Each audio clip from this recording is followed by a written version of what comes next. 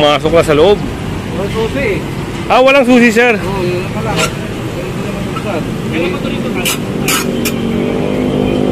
Mga kasama ay matitikitan din ng illegal parking. Yan si Sir Kaakbay na magtitikit dito. Gawa na, tingnan nyo, papalagbag na yung parada, wala na sa ayos. Pag mga gantong unattended mga kasama, medyo malaki-laki, 2,000. So, andito tayo sa sa kahabaan ng Visayas Avenue Extension, sir. Ayun, extension, Visayas Avenue Extension.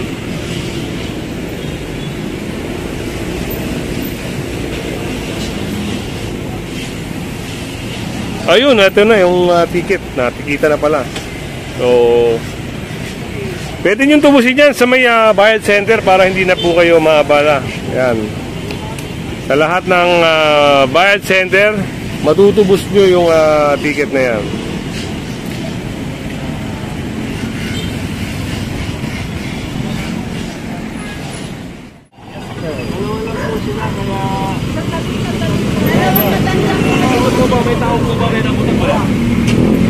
At dito mga kasama ay may natikitan, no, na isang sasakyan.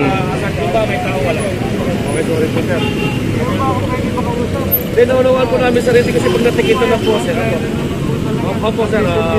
Nawanawaan po namin yun, sir. Kami rin po, sir, kayo medical frontliner, kami na frontliner. Ang problema kasi, sir, natikitan na po kasi, hindi na po namin medical experience po yan. Natikitan din po yun, tinuturo kami. Kapag tinikitan po yun, hindi natikitan, ano po yung sipin nun? May pinipili po kami. Ako po, may ginagawa dito para sa bayan. Opo, salamat po. Salamat po naman po. Nagkatulala po sa dito kasi, yung pangkita po kasi yan, sir. Kaya pwede pa naman yung gawin ng trabaho natin kung wala rin po. Pwede sana yung pasok na naman. Sarap po, sir, kasi pinuro daw kayo ng isa eh. So, ayun, piniramahan na ni sir yung ticket niya. Dito pala mga kasama, meron palang nagturo sa kanya rito na dapat tikitan daw. Kasi may natikitan doon sa kabilang side. At tinuro yung sasakyan ni sir na nandito sa sidewalk. Paano ba tayo?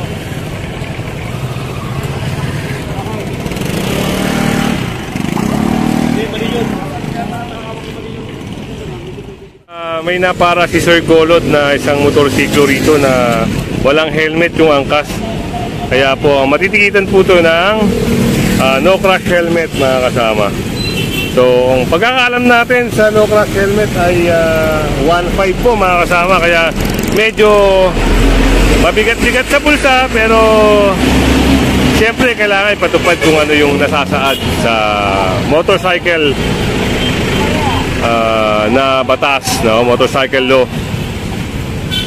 Si nanay, yun yung angkas niya, si nanay, walang helmet. At si Sir Golod na po ang magtitiket dito.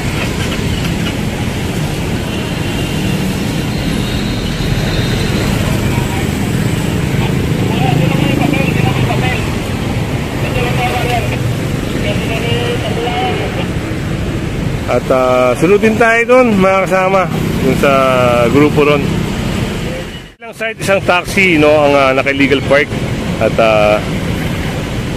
si Hepe, yun, kinakausap, kinukuha na rin yung lisensya noon. At dito sa unahan, meron ding isang truck na matitikitan.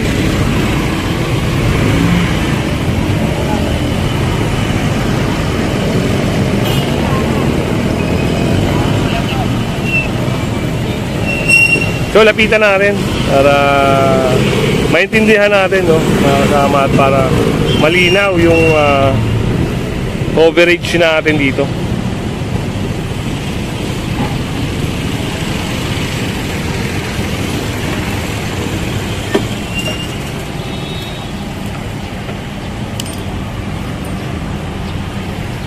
Ay, si kuya pumasok na sa loob. Walang susi. Walang susi, sir. Oo, yun na pala. Kailan ba ito rito, ha?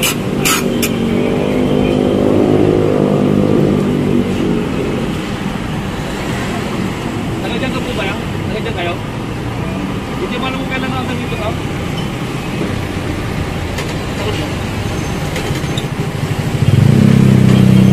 Makapasok ka dyan, hindi mo nyo patakbo kasi wala ka susi.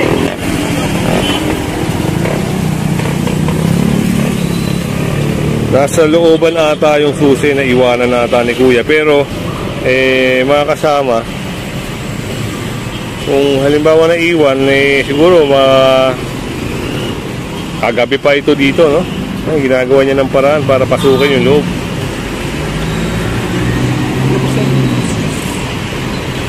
Silipin lang natin mga kasama kung yung susi ay nasa loob ba talaga. Wala rin eh. Ano yung binubuksan ni Kuya? Paano mo mapapaandal yan? May putok na susi.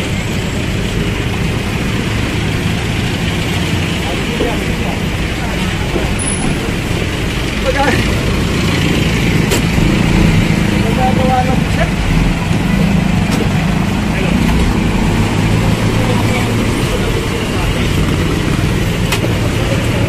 Sir, anong violation naman, sir? Pinilos ka pa, oh. Nakada ka ba? Kapag tayo, may kumaka. May natapakan ko ano yung violation. Pero hindi mo hanap po yung house. License lang. License lang. Kailangan mo yung license. Violation naman, sir.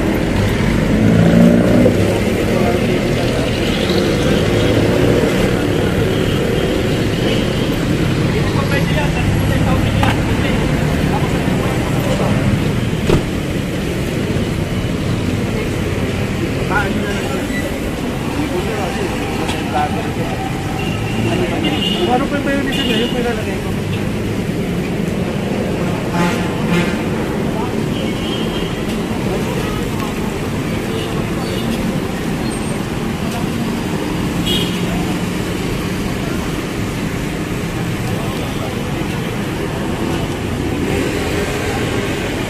Kaya pakiyawak.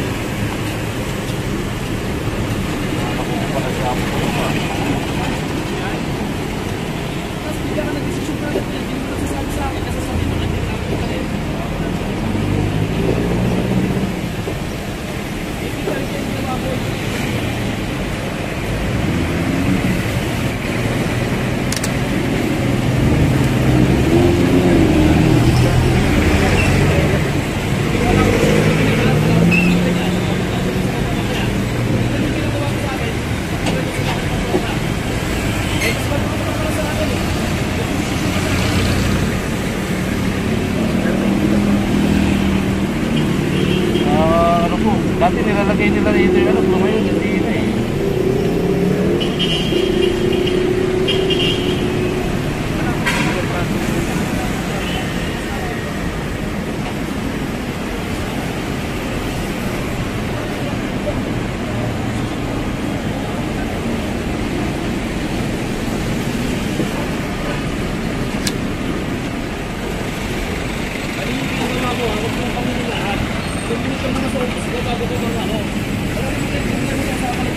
Okay ah, bayaran mo na lang po kuya, bayad dito. At ayun, sa bayad center na po niya babayaran yung ticket niya.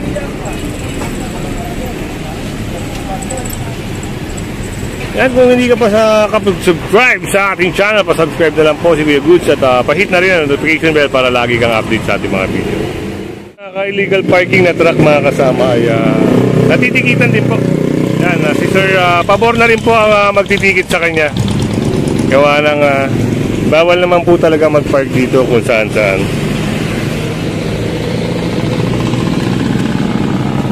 So, since nandito yung driver, 1,000 po yung babayaran ni tatay para dito sa violation niya.